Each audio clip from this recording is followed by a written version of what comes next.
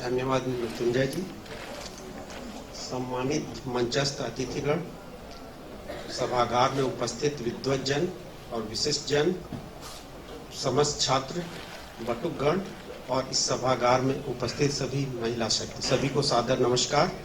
मैं इस विषय पे ज्यादा तो नहीं मैं बोलना चाहूंगा, लेकिन जो अंतिम सत्र था, जो था पंचम सत्र, भारतीय ज्ञान परंपरा की वर्तमान में प्रासंगिकता एवं भावी संभावनाएं, इस विषय में कुछ अपनी बातें रखना चाहता हूँ। वो बातें मैंने यही विभिन्न सत्रों में सुन के जो हमारे मन में विचार आया वही आपके समक्ष रखना चाहता हूँ। उसमें जो हम लोग भविष्य में, जैसा कि माननीय जैन सद्बुद्धे जी ने भी कहा कि परिवर्तित कर लीजिए, लेकिन अचानक से तो ये परिवर्तन हो नहीं पाएगा। जैसे तकनीकी विश्वविद्यालय है, कृषि विश्वविद्यालय है, चिकित्सा विश्वविद्यालय, इन सबको कहा जा रहा है कि आप अपने को बहुविषयक विश्वविद्यालयों में परिवर्तित कर लीजिए। तो अचानक से तो ये बदलाव संभव नहीं हो पाएगा, बहुत सारे समस्याएं आएंगी, बजट का वो आएगा। तो हम लोग शुरुआत कर सकते हैं क्लस्टर्स में काम करने की। मैं अभी आग्रह भी करूंगा, इसीलिए मैंने समय भी लिया था माननीय उपेंद्र तिवारी जी से, कि हम लोग क्लस्टर्स में काम करें। जैसे काशी हिंदू विश्वविद्यालय के लिए तो वेद विज्ञान संस्थान काम कर ही रहा है, अगल बगल के नियर बाई एरिया के संस्थानों को, उच्च शिक्षण संस्थानों को भी आप वेद विज्ञान केंद्र से जोड़े, ये हमारा आग्रह है। और जो समस्याएं हैं, जैसे हम लोग तकनीकी संस्थान में काम कर रहे हैं, उच्च शिक्षण संस्थान में जैसे विज्ञान का कोई संस्थान है, तो हमारे को संस्कृत का बहुत ज्ञान नहीं है, और संस्कृत का जिसको ज्ञान है, संस्कृत के विद्वान लोगों को तकनीकी शिक्षा का ज्ञान नहीं है। तो बहुत सारी दिक्कतें, व्यवहारिक दिक्कतें आ रही हैं। तो हम सबको मिल के काम करना है, तभी ये दिक्कतें खत्म। क्योंकि जो वेदों का ज्ञान है, जो वेदों की प्रामाणिकता, तथ्यों को हमको सिद्ध करना है, वो बिना संस्कृत के ज्ञान के, बिना पाणिनि व्याकरण के ज्ञान के संभव नहीं हो पाएगा। तो हम लोगों को मिल के काम करना होगा।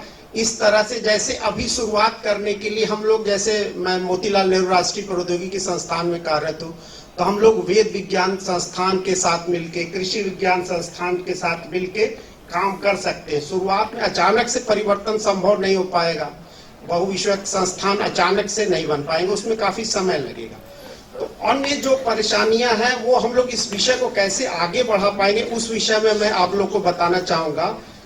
जैसे हम लोग को basic philosophy of Indian knowledge system, इस पे कार्य करना होगा, इस पे देखना होगा, और हमको रिसोर्स मटेरियल्स को डेवलप करना होगा, आइडेंटिफाई करना होगा कि रिसोर्स मटेरियल है कहाँ, स्रोत संदर्भ का सूचीकरण करना होगा, वो कहाँ पे वो मटेरियल उपस्थित है, उनका संग्रह करना होगा, और संस्कृत के और अन्य भारतीय भाषाओं को, विद्वानों को लेके उनके साथ मिल के काम करना होगा।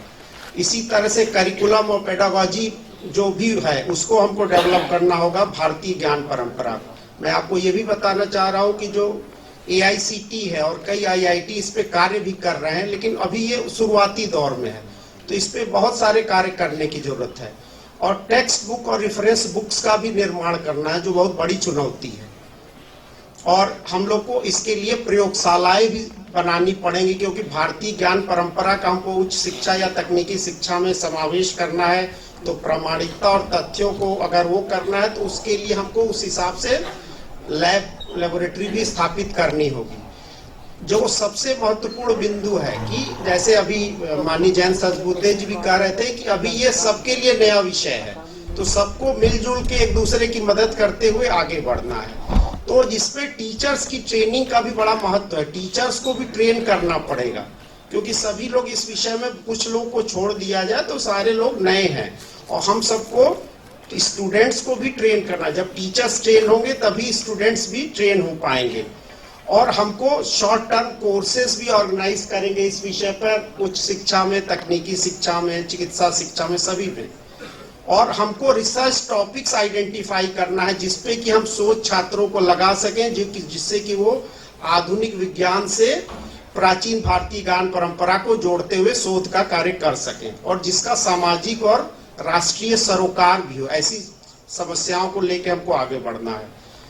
और हमको जो है, जैसे अचानक से पुस्तकें नहीं आ जाएंगी, अचानक से करिकुलम और पेडागोजी नहीं हम डेवलप कर पाएंगे, तो उसका उपाय ये है किसी भी बुक का, किसी भी विषय का पहला चैप्टर हम उसमें भारतीय ज्ञान परंपरा में हम कहाँ थे उसी से शुरुआत करें, वो काम आसान हो जाएगा। कि भारतीय ज्ञान परंपरा के हिसाब से हमारा मेटलर्जी जैसे कोर्स है, उसमें कोई विषय है तो हम उस ज्ञान परंपरा के हिसाब से लॉ बनाने की तकनीक में कहाँ थे, तो उससे छात्रों में भी देश के प्रति, अपने भारत के प्रति गौरव का अनुभव होगा, जिससे कि उनको स्व का भाव उनके में जागृत होगा। इसी तरह से हम लोग को इस विषय पे कार्यशालाएं भी बहुत सारी पूरे देश भर में आयोजित करनी चाहिए, सेमिनार, वर्कशॉप, जैसे माननीय उपेंद्र त्रिपाठी जी ने कई 2019 में भी इस तरह का कार्यक्रम किया था, काफी बड़ा कार्यक्रम था। इसी तरह से हम लोग को पूरे देश में सेंसिटाइजेशन वर्कशॉप्स का ऑर्गेनाइजेशन करना चाहिए। और इन बातों, ये सब हमारे एक्शन प्लान कह लीजिए, करणीय कार्य कह लीजिए, इसी तरह से आगे बढ़ना होगा। लेकिन हम सबको मिल के काम करना होगा, उसमें दर्शन शास्त्र के भी लोग चाहिए, कला के भी चाहिए, फाइन आर्ट्स के लोग भी चाहिए, एग्रीकल्चर भी, सबको मिलजुल के ही काम करना पड़ेगा, तभी हम इस विषय को आगे बढ़ा पाएंगे। और ये राष्ट्रीय शिक्षा नीति जो आई है उसमें भी इस बिंदु पर काफी कुछ महत्व दिया गया। उसके मूल में भारतीयता है। भारतीयता का मतलब ही वही है कि भारतीय ज्ञान परंपरा का हम शिक्षा में समावेश करें, उस पर काफी बल दिया गया है।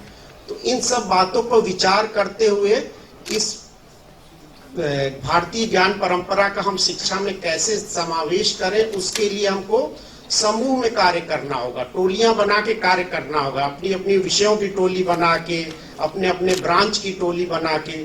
और एक और आग्रह करना चाहूंगा कि नई शिक्षा नीति तो आ गई है, उसका समयबद्ध इम्प्लीमेंटेशन बहुत जरूरी है, तभी वो शिक्षा नीति सफल हो पाएगी। क्योंकि शिक्षा नीतियां तो बहुत सारी आई, लेकिन टाइमली इम्प्लीमेंटेशन न होने की वजह से वो सफल नहीं हो पाई। तो हमारा भी ये दायित्व है कि हम लोग इस नई शिक्षा नीति को भारतीय ज्ञान परंपरा से जोड़ते हुए समयबद्ध तरीके से इसकी रणनीति बना के इस पे कार्य करें। संस्थान स्तर पर, विश्वविद्यालय स्तर पर हम लोग टास्क फोर्स का गठन करें और अलग अलग विषयवार भी टास्क फोर्स का गठन करें, तभी ये विषय आगे बढ़ पाएगा। इसी के साथ मैं अपनी वाणी को विराम देना चाहूंगा। आप सभी लोग